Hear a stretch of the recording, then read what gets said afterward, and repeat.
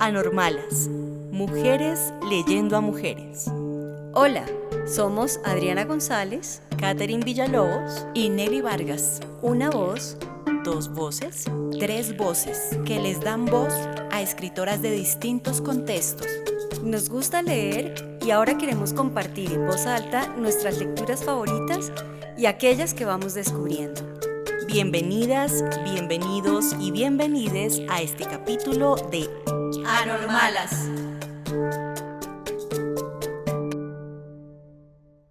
Esta grabación fue hecha en casa para proteger a las voces lectoras. Es posible que escuches algunos ruidos que le dan textura a este ejercicio.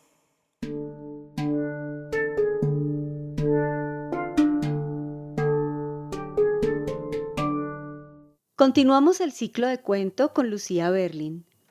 En 2015, 11 años después de su muerte, fue publicado el Manual para Mujeres de la Limpieza, una recopilación de sus mejores 43 cuentos que muestran su vida a través de la verdad y la autoficción. Recepcionista, enfermera, maestra, mujer de la limpieza o niña privilegiada, Lucía comparte de forma sagaz la evaluación que hace de sí y del mundo que la rodea. Hoy leeremos el cuento Buenos y Malos, enmarcado en su estancia en Chile entre 1949 y 1953.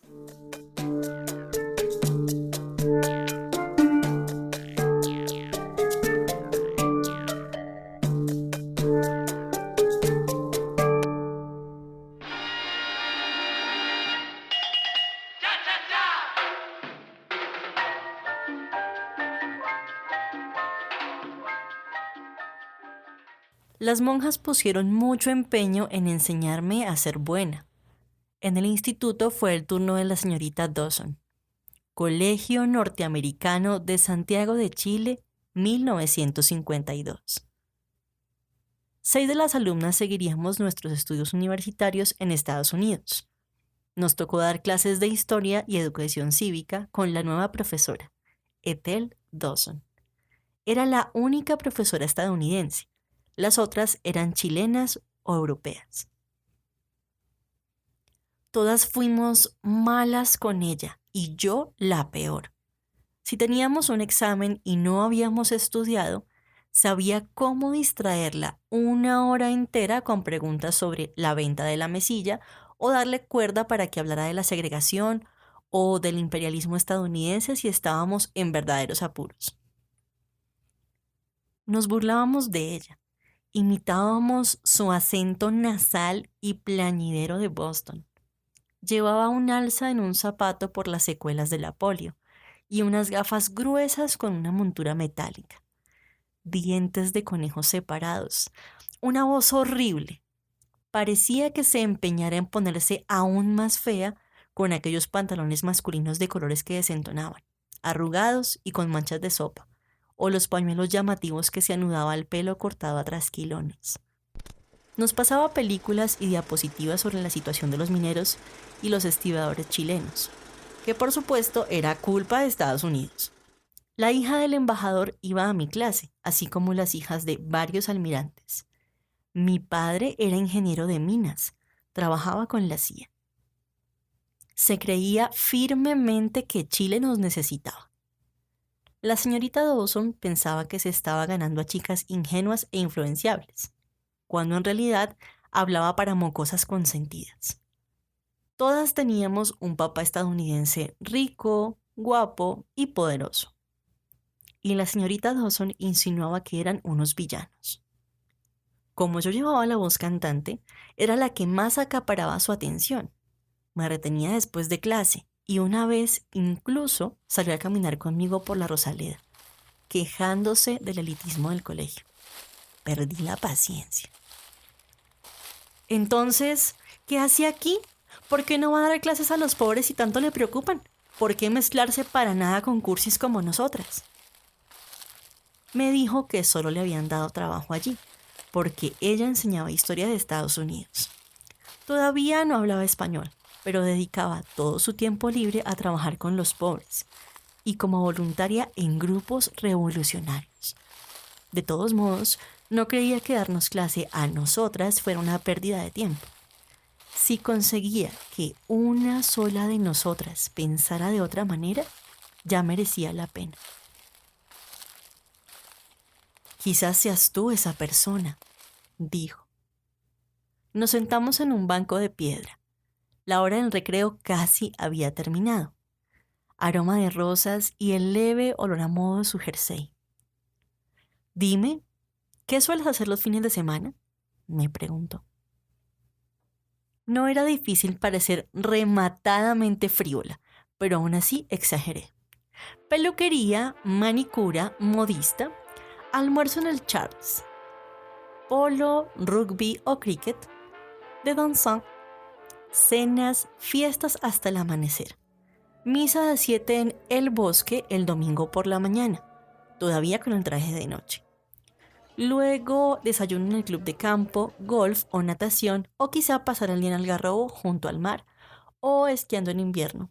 Cine, por supuesto, pero más que nada bailábamos toda la noche.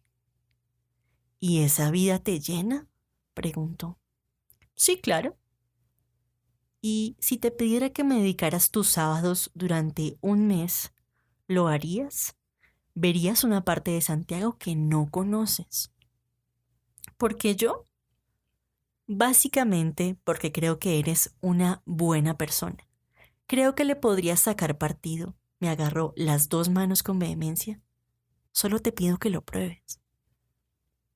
¿Buena persona?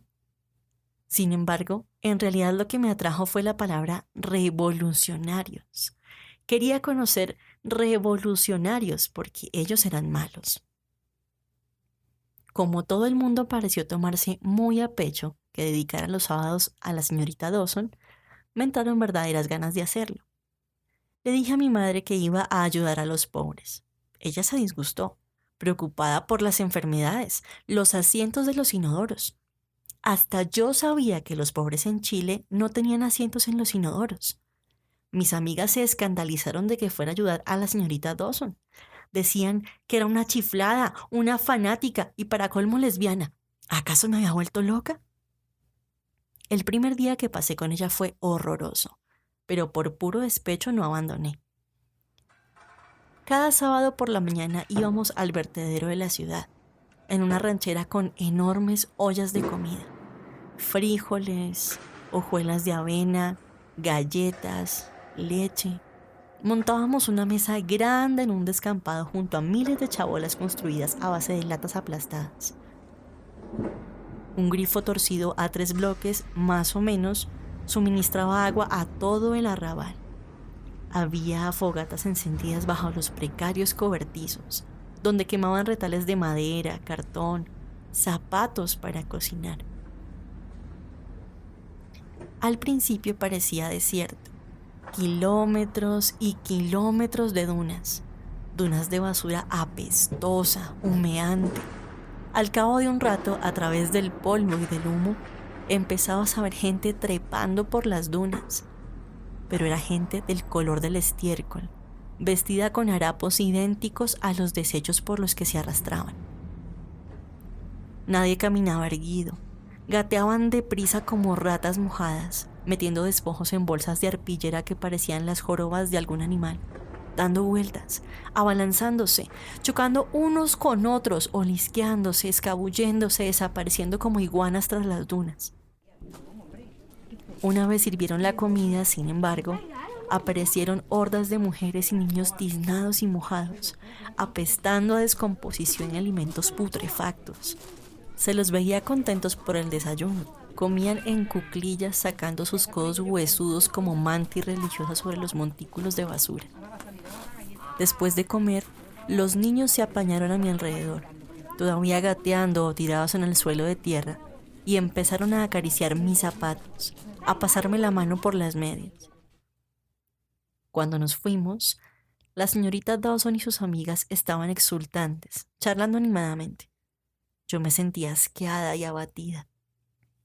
¿De qué sirve darles de comer una vez por semana? Eso no hace mella en su vida. Necesitan más que galletas una vez a la semana, por el amor de Dios. Cierto, pero hasta que llegara la revolución y todo se compartiera, cualquier ayuda era buena. Necesitan sentir que alguien sabe que existen. Nosotros les decimos que pronto las cosas cambiarán. Esperanza. Se trata de dar esperanza, dijo la señorita Dawson. Almorzamos en un bloque de viviendas al sur de la ciudad, en un sexto piso. Había mucha gente charlando en pequeños grupos. Si bien yo hablaba español, ellos empleaban un caló muy marcado, sin apenas consonantes, y me costaba entenderlos. Nos ignoraban, mirándonos con tolerancia burlona o con completo desdén. No oí ninguna conversación revolucionaria, solo los escuché hablar de trabajo, de dinero, chistes soeces. Todos hicimos turnos para comer lentejas, beber chicha, un vino crudo, usando el plato y el vaso de quien ya hubiera terminado. Menos mal no pareces demasiado escrupulosa con la limpieza, me dijo la señorita Dawson, radiante. Me crié en pueblos mineros. Había mucho polvo. Sin embargo, las cabañas de los mineros finlandeses y vascos eran bonitas, con flores y velas, vírgenes de rostro dulce, mientras que este lugar era feo, mugriento, con eslóganes mal escritos en las paredes, panfletos comunistas pegados con chicle. Había una fotografía del periódico tachada con sangre donde aparecía mi padre con el ministro de Minas. ¿Eh? Exclamé. La señorita Dawson me dio la mano, me acarició. Shh. Aquí estamos a título personal. Por lo que más quieras, no digas quién eres, me dijo en inglés. Vamos, Adele, no te sientas incómoda. Para crecer, necesitas hacer frente a todas las realidades de las distintas facetas de tu padre. Pero no manchadas de sangre. Precisamente así. Es una posibilidad fundada y deberías tomar conciencia, dijo, estrechándome entonces las dos manos. Después del almuerzo me llevó a El Niño Perdido, un orfanato en un viejo edificio de piedra cubierto de hiedra al pie de los Andes. Todos eran huérfanos con algún tipo de problema. Unos eran dementes, otros no tenían piernas o eran sordos, algunos sufrían quemaduras en todo el cuerpo, sin nariz o sin orejas, bebés sifilíticos y mongólicos adolescentes. Las desgracias se sucedían de habitación en habitación, hasta el precioso atrio descuidado. Odiaba el vertedero los sábados, pero me gustaba ir al orfanato. Incluso me caía bien la señorita Dawson cuando estábamos allí. Se dedicaba a bañar y a cunar y a cantarles a los bebés, mientras yo ideaba juegos para los niños más mayores. Los sábados por la noche íbamos a ver obras de teatro revolucionario o a lecturas de poesía. Oímos a los poetas latinoamericanos más grandes de nuestro siglo. Éramos las únicas norteamericanas allí. Lo único que se oían eran ataques contra Estados Unidos.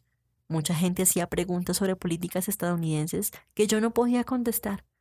Los remitía a la señora Dawson y traducía sus respuestas, avergonzada y consternada por las explicaciones que me tocaba darles, por la segregación, por el plan Anaconda.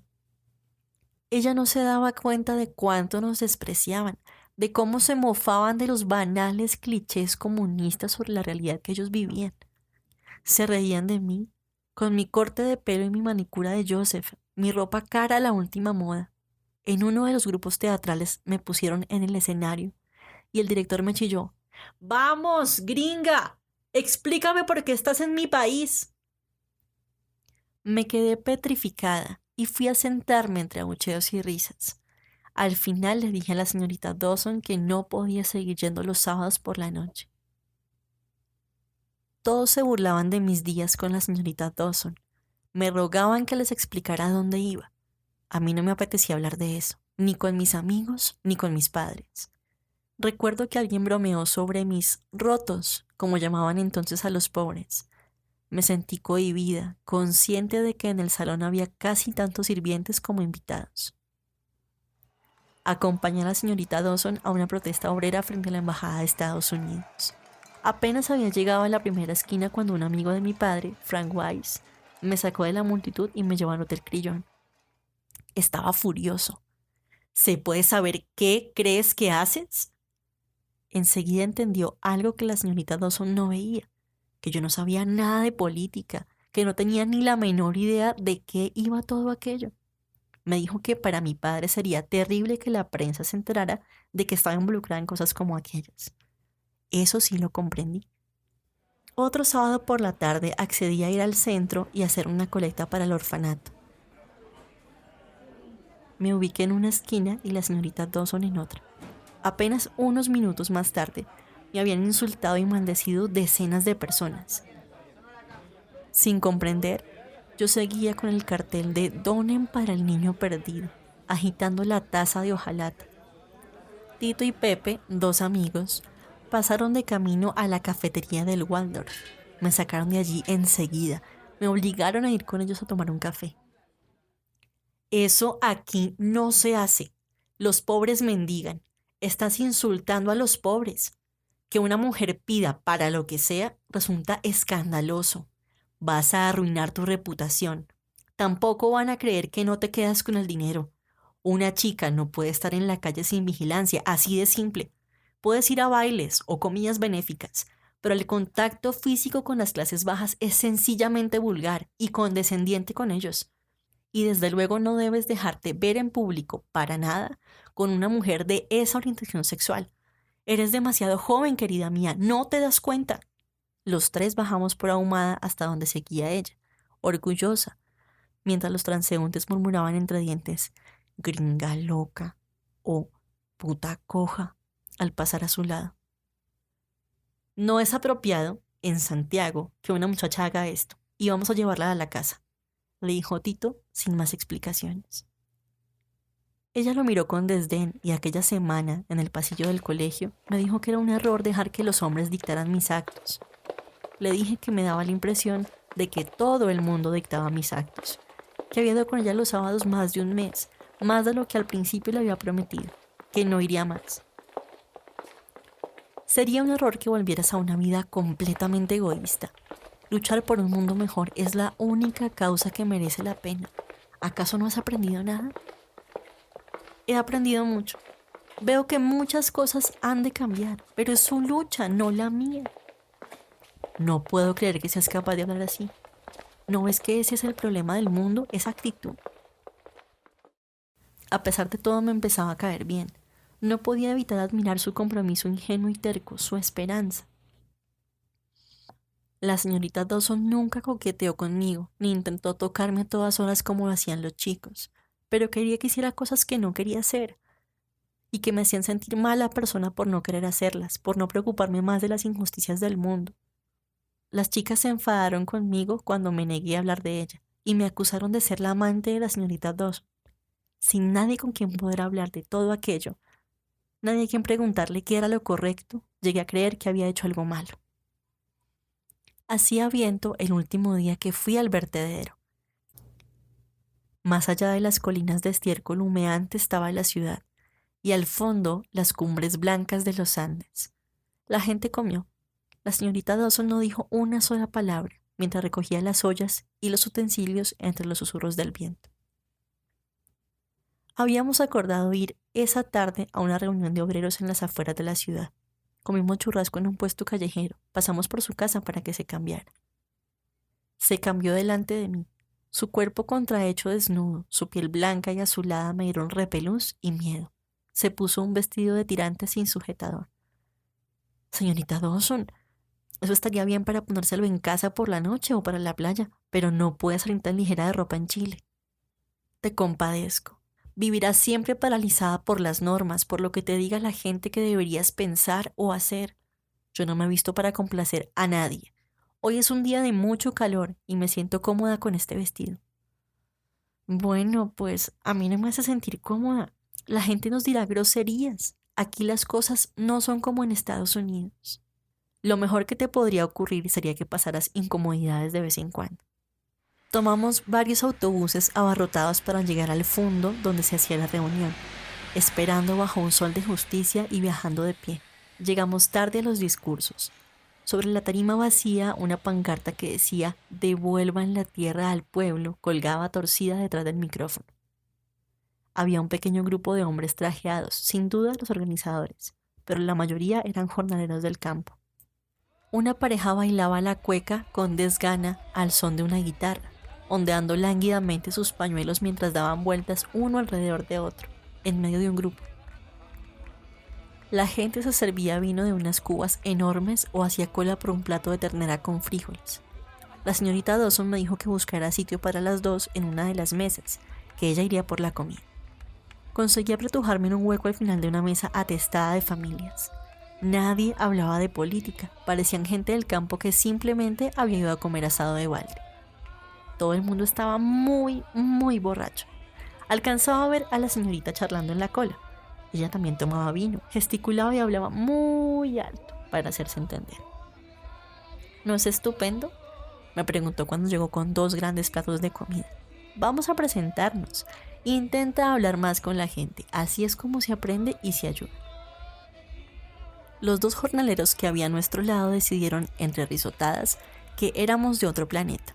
Como me temía, miraban con ojos desorbitados los hombros desnudos y la marca de los pezones de la señorita Dawson, sin saber muy bien qué pensar. Me di cuenta de que además de no hablar español, era prácticamente ciega. Visqueaba a través de los gruesos cristales de sus gafas, sonriendo, pero no veía que aquellos hombres se estaban riendo de nosotras, que no les gustábamos quienquiera que fuéramos. ¿Qué hacíamos allí? Teníamos que irnos, le dije, pero se limitó a mirarme boquiabierta y achispada. El hombre sentado a mi lado me lanzaba insinuaciones sin mucho entusiasmo, pero me preocupaba más el grandulón borracho que había al lado de la señorita Dawson. Ella se reía sin parar hasta que el hombre empezó a manosearla y besarla y entonces se puso a chillar. La señorita acabó en el suelo, llorando desconsoladamente. La gente se había acercado al oír los gritos, pero enseguida se marchó, murmurando: «Bah, es solo una gringa borracha». Los hombres que antes estaban sentados a nuestro lado ahora nos ignoraron por completo. Ella se levantó y echó a correr hacia la carretera, y yo la seguí. Cuando llegó al arroyo intentó lavarse, restregarse la boca y el pecho. Quedó empapada y llena de barro. Se sentó en la orilla, llorando y moqueando. Le di mi pañuelo. «Señorita perfecta, un pañuelo de hilo planchado y todo». «Sí», le dije, harta de ella, y ya solo preocupada por cómo volver a casa. Un granjero con una vieja camioneta se había parado, aguardaba con el motor en marcha en la carretera polvorienta. Le ofrecí dinero para que nos llevara a la ciudad. Me dijo que iba al centro. Podía llevarnos hasta la casa de la señorita Dawson por 20 pesos. Quizá para protegerse del viento, se abrazó a mí. Sentí su vestido mojado, el vello pegajoso de sus axilas mientras se aferraba a mi cuello. «No puedes volver a tu frívola vida. No te vayas, no me dejes», iba repitiendo hasta que al fin llegamos al edificio donde vivía. «Adiós, gracias por todo», le dije, o alguna tontería parecida. La dejé en la acera mirándome llorosa hasta que mi taxi dobló la esquina. Las sirvientas estaban apoyadas en la verja de mi casa, hablando con el carabinero del barrio. Así que pensé que no habría nadie, pero encontré a mi padre cambiándose para ir a jugar al golf. «¿Has vuelto pronto? ¿Dónde has estado?», me preguntó. «He ido de picnic con mi profesora de historia». «Ah, sí. ¿Y cómo te llevas con ella?». «Bien, es comunista». «Se me escapó, ni siquiera lo pensé. Había sido un día horrible, estaba harta de la señorita Dawson, pero no hizo falta más. 3 palabras a mi padre. La despidieron ese mismo fin de semana y nunca volvimos a verla. Nadie más supo lo que había pasado. Las otras chicas se alegraron de que se marchara. Desde entonces nos quedaron horas libres entre clase y clase, aunque habríamos de ponernos al día en historia de Estados Unidos cuando llegáramos a la universidad. No había nadie con quien hablar, a quien decirle lo que sentía.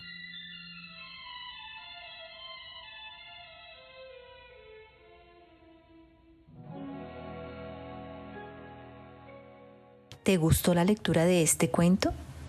¿Qué es para ti lo revolucionario? ¿Has sentido que a veces no tienes con quién hablar? Envíanos un mensaje o una nota de voz a través de nuestros perfiles en Instagram o Twitter. Anormales, mujeres leyendo a mujeres. Encuentra o escucha este capítulo en Spotify, Apple Podcast y en el blog Anormalas Colectiva. Anormalas, mujeres leyendo a mujeres. Un podcast con sabor de boca que se te queda en la mente y en el corazón.